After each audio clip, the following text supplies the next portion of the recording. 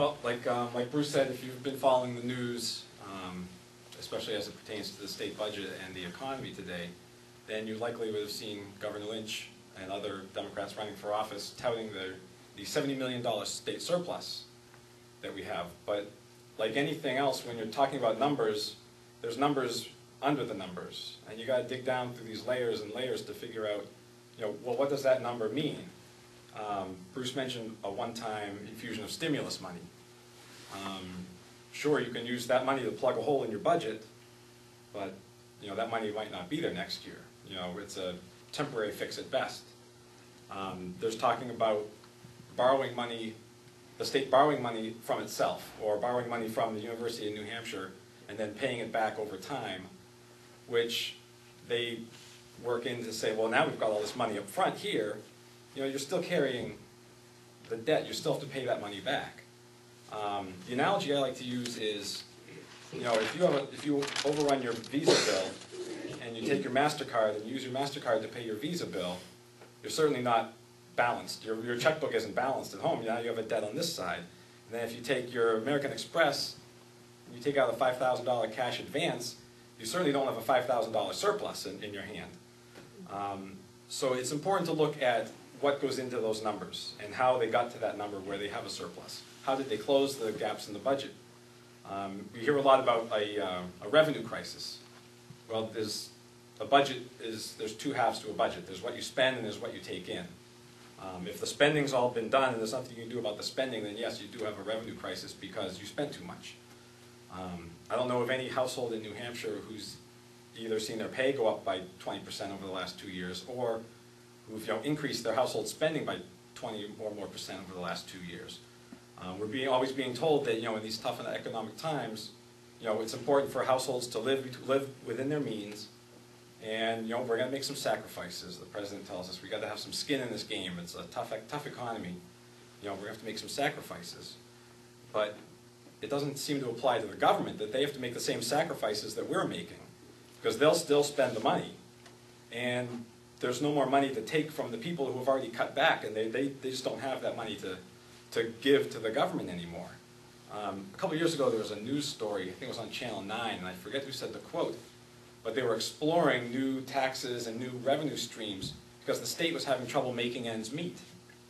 And I said, if anyone's having trouble making ends meet, it's the people in New Hampshire and the businesses in New Hampshire who are struggling. It's like the government's having trouble making ends meet, so we'll just go and we'll get this tax, we'll get this fee, and on and on and on, is looking at the people of New Hampshire and the businesses as if we're all sitting home like Scrooge McDuck in the old comic books, splashing around in a swimming pool full of gold coins. But I can tell you that's not the case. So like I said, there's numbers that you have to look at the numbers. Where do the numbers come from? There are a lot of kind of gimmicky ways of closing a budget and saying your budget is balanced. One of the techniques that Lynch tried and is still trying to do was the JUA fund, which is it was a private fund with these healthcare providers that set up a private malpractice insurance fund, and I think it was 70 million. I forget the exact amount, but the state said, well, that should be under control of the state. We should be able to use that money to plug some budget holes. And the people who had set up who had maintained and were the rightful owners of the fund said, that's private money. You can't just come in and take it. Well, he said, well, we'll see what the Supreme Court has to say about that. And the Supreme Court said, yeah, that's private money. You can't take that.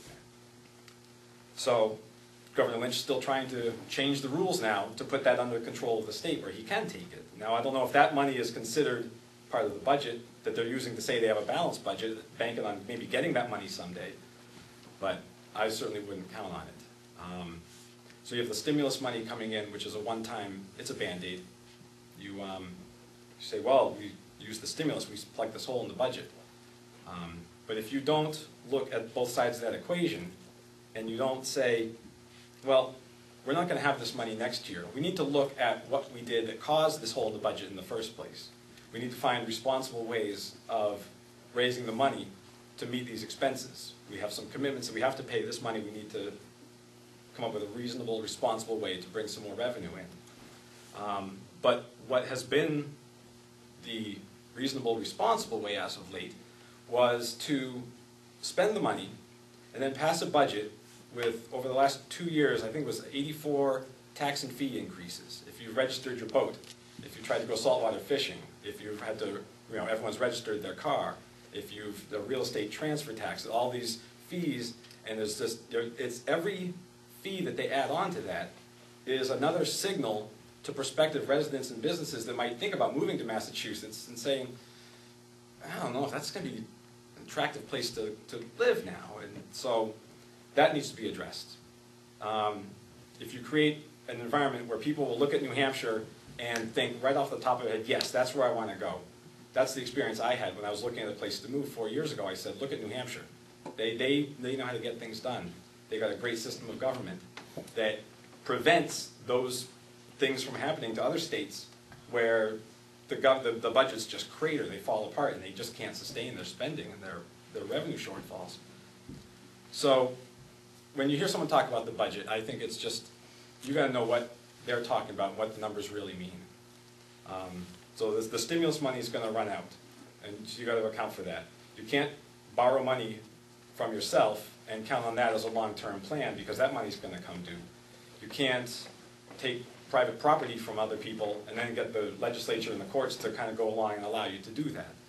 So what we need to create an environment in New Hampshire where people have the same thought process I had when I relocated here. I want a business to say, I'm thinking of expanding my operation, where do I want to go? And it should be New Hampshire.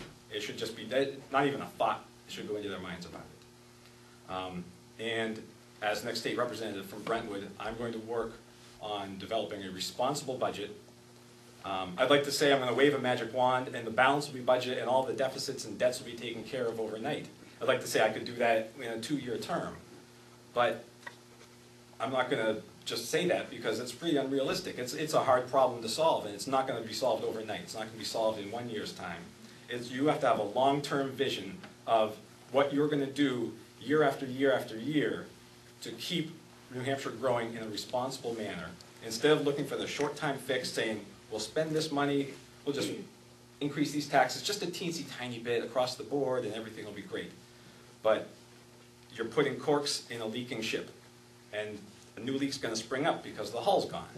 So I don't want to put corks in the hull. I want to take the ship out, I want to put it in dry docks, I want to fix that ship and get it sailing straight again.